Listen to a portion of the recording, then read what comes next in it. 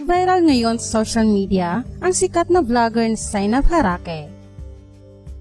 Noong mga nakarang araw ay naging usap-usapan ang pagbabalikan ng vlogger na si Zainab Harake at vlogger-rapper na si Skostakli.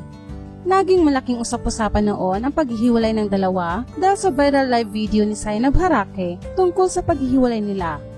Kaya naman ay naging palaisipan sa maraming mga fans at netizens kung bakit biglang nagkaroon ng comeback ang dalawa sa kabila ng matinding pinagdaanan nila sa social media. Kamakailan lang ay naging sunod-sunod ang mga post ng sweet photos ng dalawa at talagang pinag-usapan ito ng maraming netizens.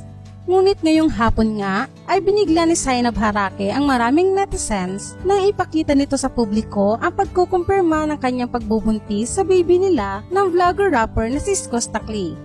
Isang larawan niya ang kanyang ipinost kung saan pinakita nito ang kanyang baby bump at nilagyan niya ng caption na, "Sa lahat ng naging masaya at naintindihan ako, maraming salamat po.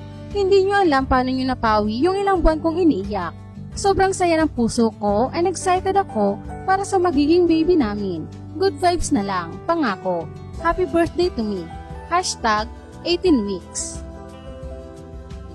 Kinumpirma niya nga ito sa kanyang mismong birthday at ayon pa sa post niya, 4 na buwan na siyang buntis at itinago niya ito sa maraming netizens at talagang iniyakan ng ilang buwan dahil nga sa nangyari sa kanila noon ng tatay ng kanyang anak na si Skostakli. Ngunit ngayon ay sobrang saya at excitement ang nararamdaman niya dahil sa pagtanggap sa kanya ng mga taong nasa paligid niya sa kabila ng kanyang sitwasyon. Narito naman ang naging mga komento ng kanyang mga fans at ilang netizens tungkol dito. Congratulations, Ate Sebi! Not just because you're pregnant already, but because you're finally at the happiest point of your life. After all the pain and obstacles, I know you'll still go through a lot, but I am hoping for you to be stronger with your love of life.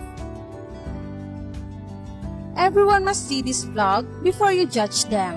All the words that they had spoken out are very touching. You will see into their eyes the sincerity and how happy they are. Let us just support them in their new journey of having a family. Bumalik na yung dating ngiti mo na mas sobra pa ngayon. Congrats, Sebi! Ate Seb, ang ganda naman ang regalo mo ngayong birthday mo. Hoping na masaya ka at sana wag na kayo maghihiwalay na dalawa. Always isipin niyo po yung magiging baby niyo. Sana magmana sa inyo na talented at good looking. Andito lang po always ang Sebis. Love you both and the upcoming baby. Anong masabi niyo sa balitang ito? Just comment your reaction and don't forget to follow our page, Showbiz PH, for more updates. Thank you for watching and see you all on the next video.